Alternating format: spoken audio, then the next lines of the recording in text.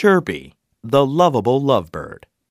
One summer day when I was walking to the Cape Town Community Center after school, I heard chirping coming from a tree. It wasn't the happy kind of chirping that I was used to hearing. It sounded like a call for help.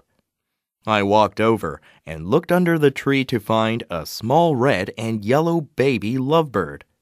It must have fallen out of its nest. It had an injured wing and was not able to move at all. I picked it up carefully, holding it in my hands, and carried it over to the community center.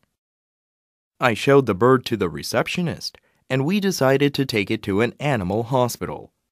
The veterinarian there wrapped the bird's wing in a bandage and said that it needed to be taken care of until it could fly again. My mom wouldn't let me take it home, so the receptionist got permission to keep it at the community center. I began to visit the center every day after school to help take care of the baby bird. We decided to name the bird Chirpy after the calls that led to his rescue and the happy chirping sounds he made to thank us for our care. Since Chirpy's cage stood right next to the receptionist's desk, he began to get attention from everyone who came into the center. Many visitors started volunteering to help us feed him and clean his cage. As Chirpy got better, he quickly became the perfect addition to the community. After a few weeks of training, he learned to greet everyone who came in with a cheerful hi, and once he was able to fly, he would land on people's hands or shoulders and let them pet him.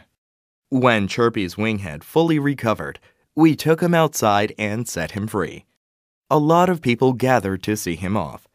Many of us were sad that we would never see him again. However, Chirpy didn't go away. He kept flying back to us day after day. Many of the people who came to the center were going through difficult times. The center provided services for the unemployed, troubled children, and lonely older people. Chirpy brought hope into these people's lives. They identified with his story. He had fallen out of his nest and almost died, but his life turned around for the better when he was rescued.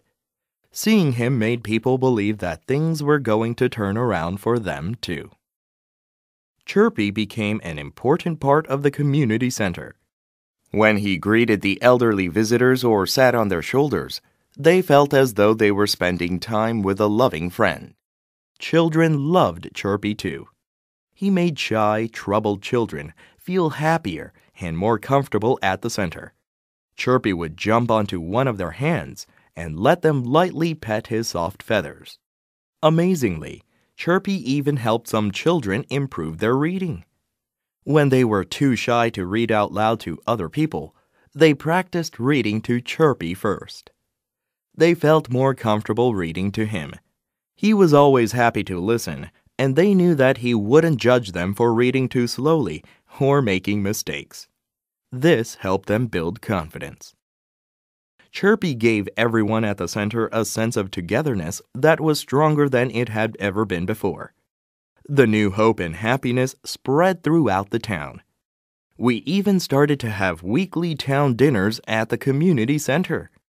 This had never happened before, and I believe it was all thanks to that small bird.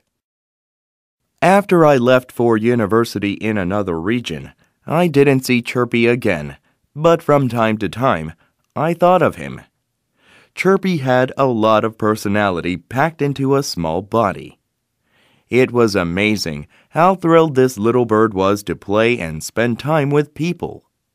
When I look back at the time I spent with him, it seems to me that the relationships we build with animals are a lot more meaningful than we often think. I will always remember Chirpy as the lovable bird that brought happiness to everyone he met.